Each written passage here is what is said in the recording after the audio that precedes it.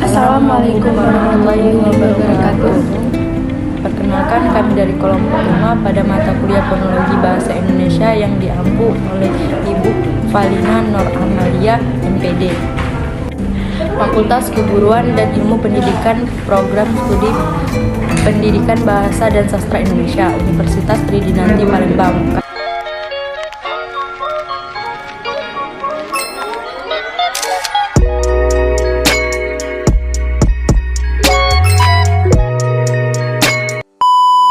Kami akan membahas materi perubahan fonem.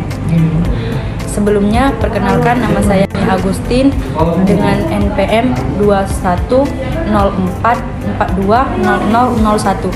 Perkenalkan, nama saya Dalima dengan NPM 2104420002. Perkenalkan, nama saya Tiaris Nabila dengan NPM 2104420027. Perkenalkan, nama saya Marcella Putri, NPM 2104420006.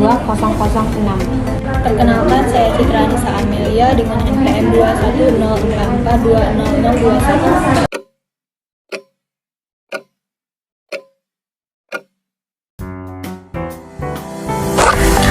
Perubahan fonem. Sebelum kita memasuki materi perubahan fonem, sebaiknya kita mengenal dulu apa itu fonem. Fonem adalah bunyi bahasa yang dapat membedakan makna, karena fonem mempelajari bagaimana penempatan atau penulisan dari suatu kata membentuk suatu makna tanpa memperhatikan bagaimana font. Sedangkan font adalah bunyi bahasa yang tidak dapat membedakan makna, karena font hanya mempelajari tentang bagaimana bunyi itu diujarkan. Contoh fonem dan font. Kita ambil dari kata kera. Kera merupakan suatu fonem karena membentuk suatu makna. Kecuali hanya bunyinya saja seperti K, maka disebut font karena tidak berada dalam suatu kata. Bisa kita ambil dari contoh lain, yaitu kata yang terdiri terdiri dari 4 fonem dan 3 font, karena eng terdiri dari 1 font dan 2 fonem. Cara membedakan font dan fonem. Fonem bagaimana tulisannya, sedangkan font bagaimana pengucapannya. Perubahan fonem. Dalam bahasa Indonesia ada beberapa jenis perubahan fonem berkenaan dengan proses morfologi. 1. Pemunculan fonem. Dari fonem yang tidak ada menjadi ada. Contohnya dalam kata membaca, yaitu di mana awalan me bertemu dengan kata dasar baca yang harusnya menjadi kata membaca. Karena adanya penambahan fonem, maka menjadi kata membaca. Selanjutnya yaitu pelesapan fonem, yakni hilangnya fonem dalam suatu proses morfologi. Misalnya, dalam proses pengimbuhan awalan pada kata dasar renang, maka bunyi R yang ada pada awalan ber dilesapkan. Juga dalam proses pengimbuhan akhiran wan pada kata dasar sejarah, maka fonem H pada kata dasar sejarah itu dilesapkan. Contohnya, awalan ber bertemu dengan kata dasar renang menjadi berenang, bukan berenang. Begitupun dengan kata dasar sejarah bertemu akhiran wan, maka menjadi sejarawan, bukan sejarawan. Selanjutnya yang ketiga yaitu peluluhan fonem, yakni luluhnya sebuah fonem serta disenyawakan dengan fonem lain dalam suatu proses morfologi.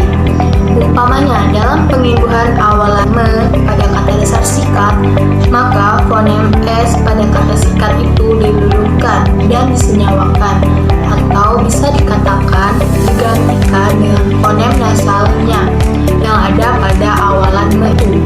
Contoh, me bertemu sikat menjadi menyikat.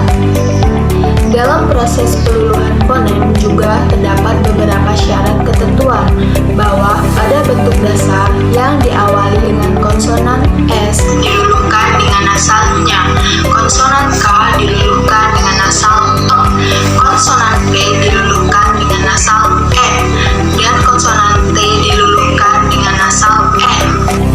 Oke yang selanjutnya yaitu tentang perubahan fonem. Nah, perubahan fonem yaitu proses berubahnya suatu fonem atau suatu bunyi akibat dari terjadinya suatu proses morfologi. Sebagai contohnya yaitu dalam kata belajar, yang dimana berdasarkan kata dasar yaitu ajar bertemu dengan prefiks atau awalan ber, maka ia menjadi belajar, bukan berajar. Nah, proses ini terjadi karena adanya suatu perubahan fonem yaitu fonem R berubah menjadi L.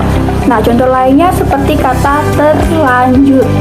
Nah, dalam terlanjur ini yang merupakan kata dasar yaitu ajur bertemu dengan prefiks atau awalan ter yang seharusnya menjadi terajur maka berubah menjadi terlanjur. Yang selanjutnya yaitu pergeseran fonem. Pergeseran fonem yaitu berupa fonem dari satu suku kata ke suku kata lainnya. Contohnya dalam kata lompat yang bertemu dengan sufiks atau akhiran i yang seharusnya menjadi kata lompati menjadi lompati. Contohnya lainnya seperti kata jawaban yang berasal dari kata jawab bertemu dengan sufiks atau akhiran an, maka yang seharusnya menjadi kata jawaban maka berubah menjadi jawaban.